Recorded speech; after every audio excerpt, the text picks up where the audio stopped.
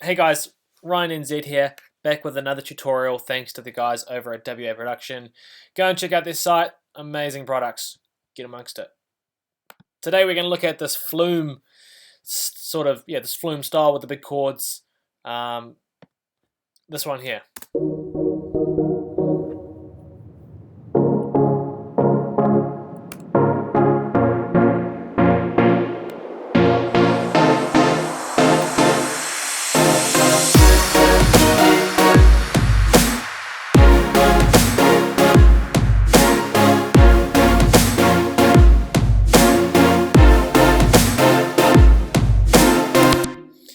Alright, so that's the style we're going to be making. It's made in two massive patches. We're going to give out the massive patches, the audio samples, the MIDI, and stuff like that. So you can just probably skip this if you don't want to watch it being remade, and you can get that if you want to from a free download. So it's two layers. I'm going to play this part here. Oh, fuck off. This part here, it's a brass layer. I'm going to turn off the side chaining so it's easier to hear. So this is a sound that I made here.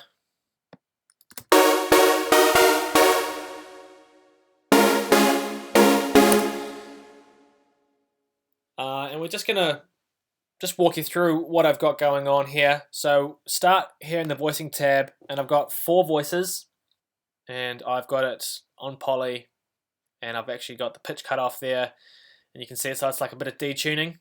And I've got the pan position turned on, and I pushed it right to the side, and that's going to make it sound really wide. So that's the main starting point there. This doesn't really matter. And the oscillators, I've only got 2 going on here. So one's the square wave, and oscillator 2 is a square wave, and oscillator 3 is a square wave. I actually had the sound in here originally, but it just wasn't doing enough, so I just turned it off anyway. So it is only 2 oscillators, both square. You can see I've actually changed one up here to the formant, and they're on the same octave, but they've just been pushed like up 10 or down 10. Oh, it's actually been pushed down 10 cents, and this one's up 12 cents. And this just again is just to detune a little bit more. There's nothing going on down in any of these little inserts here. They're both being pushed through to the low pass filter. You can see there, it's actually a very simple sound. This whole sound really is kind of the way that the chords are being played, but this is still the preset that we've got going on. So I've actually routed the third envelope here up here. So if I play with that, you can see it's got a slight, the attack's been pushed up a little bit.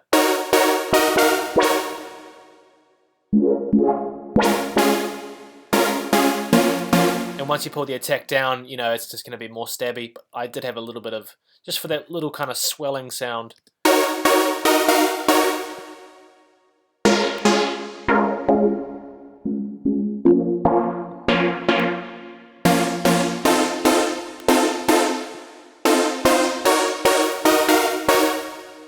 So that's pretty much that. I've got here, this is the amp envelope.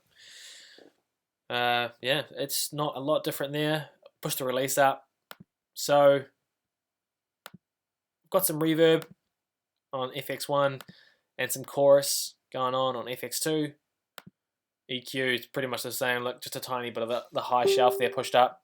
So we have a very simple sound. Just the 2 oscillators with some detune really.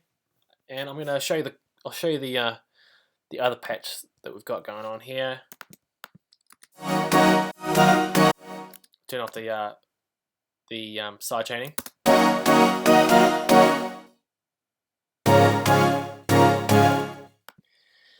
Okay, so we got here 3 oscillators. This one's not doing anything. So 3 oscillators here. These are all at 3 different octaves.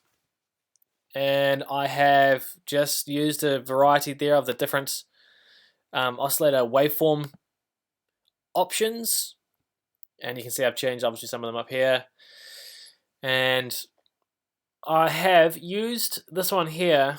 If you drag this into a into one of these modulation boxes, it's basically, it stands for like, random, and it's, if I've just put it onto the pitch of oscillator 1 and 3, and it's just gonna, it won't keep the pitch exactly the same, so it will actually have a slightly different pitch when you play the note.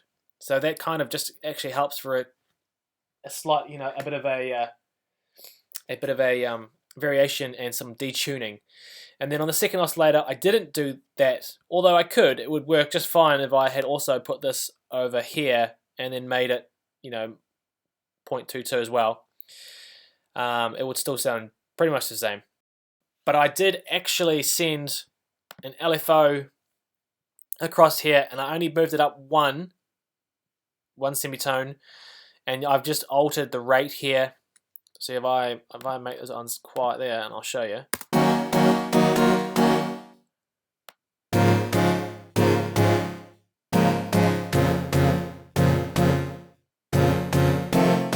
So it's very like little.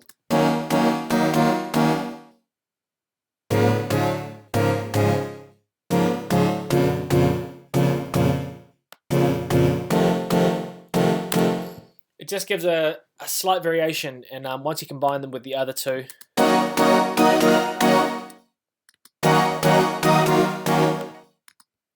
I'd probably pull this one down. This high oscillator, I'd probably pull it down a little bit. Yeah, about there. So yeah, those are the 3 oscillators that I used. And again, this was just sort of trial and error. I had a feeling, because I came up with this other one first, I had a feeling it was kind of going to be square-based sounds or oscillators that would get me to the closest point from, going off sort of the Flume sound. So I did stick around with the, with the pulse width and the square type things. Although this one's actually more on the saw-based side. But those what I've got there, they're all being routed through to filter 1, and I use a comb filter. Let's just take the filter off and see what the difference is. So actually, it sounds pretty much just. I did build them from scratch, but this one sounds pretty much the same as this one up here. So once the comb filter was put on it, comb filters can create some really crazy effects, and it's just basically trial and error. Just moving these around, these 3 knobs here, until you get the sound and the texture and this, the style that you want.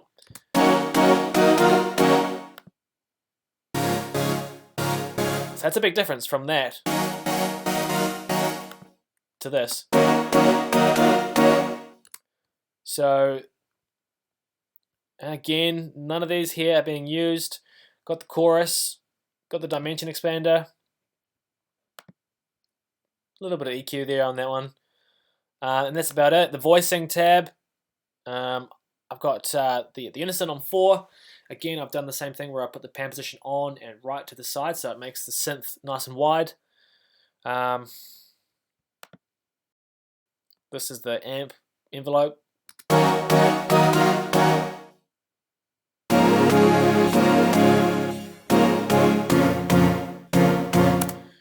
I could probably do with actually adding some reverb to the sound as well, but that's pretty much it. This comb filter, you can see I do actually have a performer which I've routed to it, and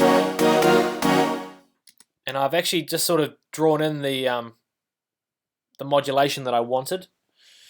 So often actually I do that with the performer. I will use these different curves here, and I will build the shape of the sound that I want. If I can't get it good enough with one of these LFOs, one of those, I will actually just go ahead and build it within the performer itself. I'll see if it makes a difference if I turn it off. So that's without this performer LFO doing any work on this pitch filter. So from that, turn it on.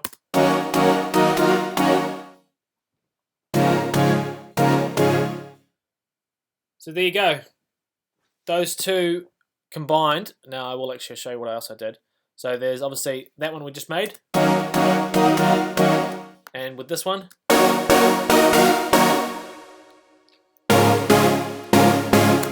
Now this first intro part, oh, they're all actually filtering. But this first intro part, it doesn't actually have the real strings. Now you can tell when Flume does his particular sound with his song, his remix, You and Me. You know, he's actually got strings in there. So I did just layer these staccato strings, which is just straight up from the Logic sampler that comes with Logic, and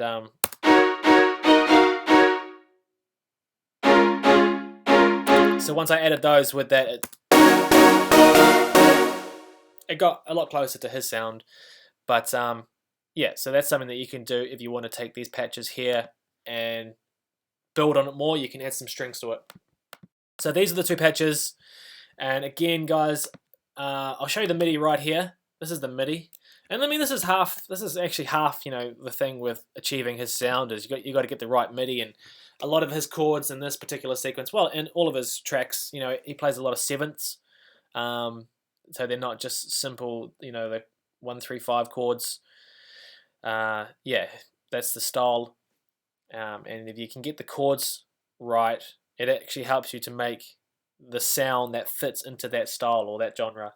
So those are the chords that came up that I mean, I don't know if they're 100% correct. They're probably not, but certainly good enough for you to get the example and work off. Again, you can download that MIDI clip, I'm sure, for free from this video. But yeah, that's it for now. Just those two massive layers. Play the right chords. There's no processing as well, guys, on those synths there. There's no processing. That's just a bit of parallel compression, but that's all just straight out of Massive. You can download those presets and get everything for free. And thanks for watching. We'll see you again soon.